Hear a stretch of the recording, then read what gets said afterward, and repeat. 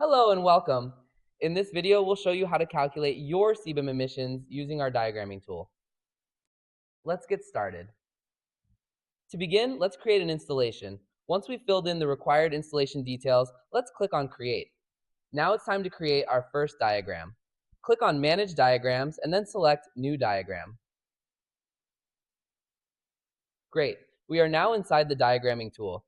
The first step here is to select our reporting period. We'll use the calendar year, which is the default option, to monitor our 2024 factory emissions. Next, let's add our first CBAM production process. To do this, right-click anywhere on the screen and select CBAM production process.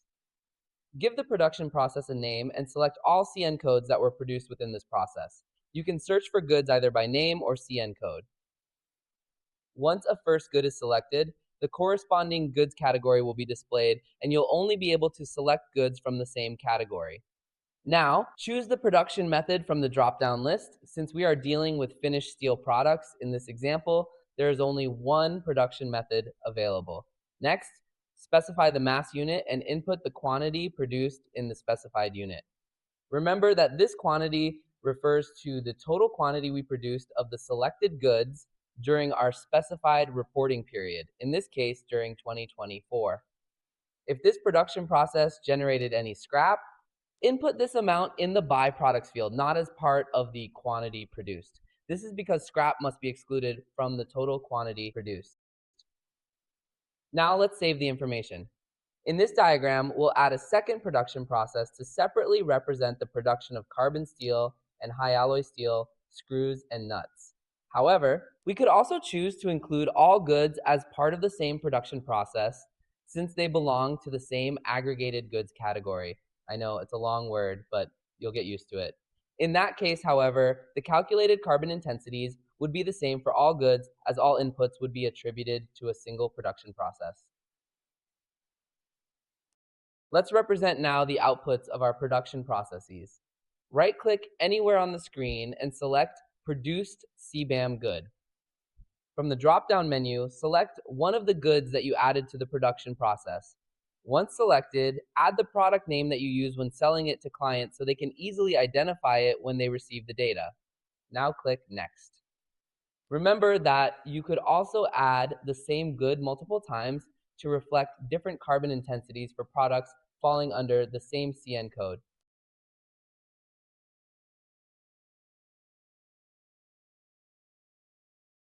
Now that we added the outputs, let's add our factory's inputs. Let's begin with a fuel. Right-click again and select Fuel. We'll keep the standard calculation method selected. Check out our Help Center to learn more about these methods. Let's now search for the fuel consumed. This factory used natural gas, so that's the one we'll select. Once we select the unit, the calculation factors will automatically be pre-filled. Remember that you can replace these with your own. To check the data sources Carbon Glance uses, go to the Data Sources tab. If you don't have values for the remaining fields, no worries, we can leave them empty.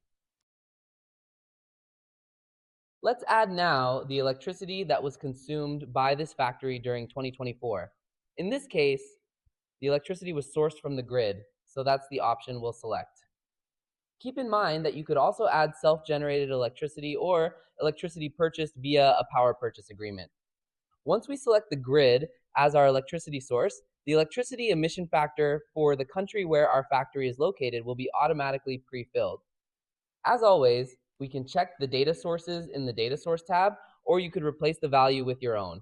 If you do so, make sure you keep it transparent and leave a note about your data sources. As a final step, let's add the unit and quantity. Great, we are very close to getting our product's CBAM emissions calculated.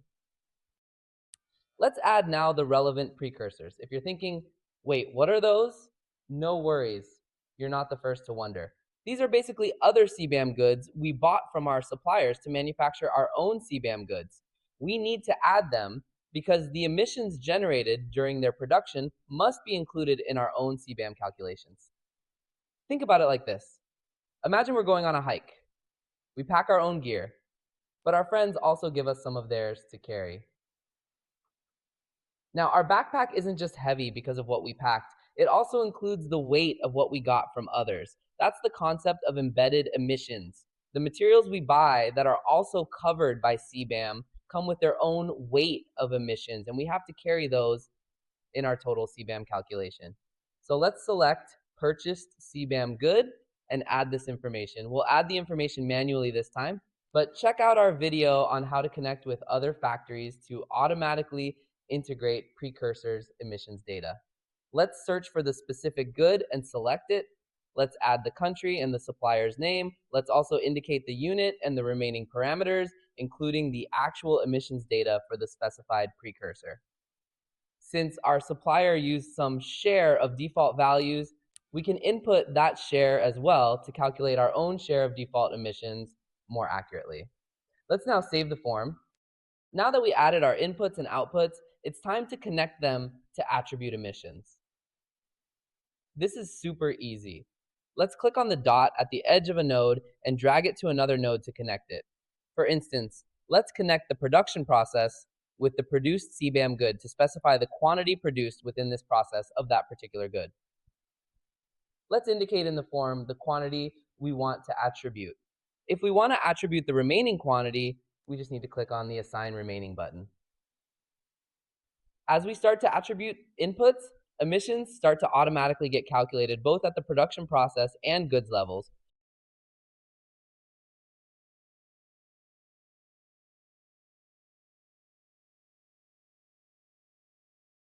This is how our final diagram looks.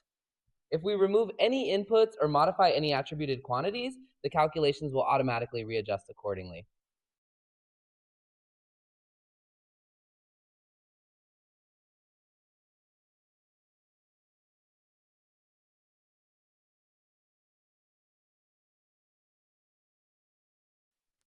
So what's next?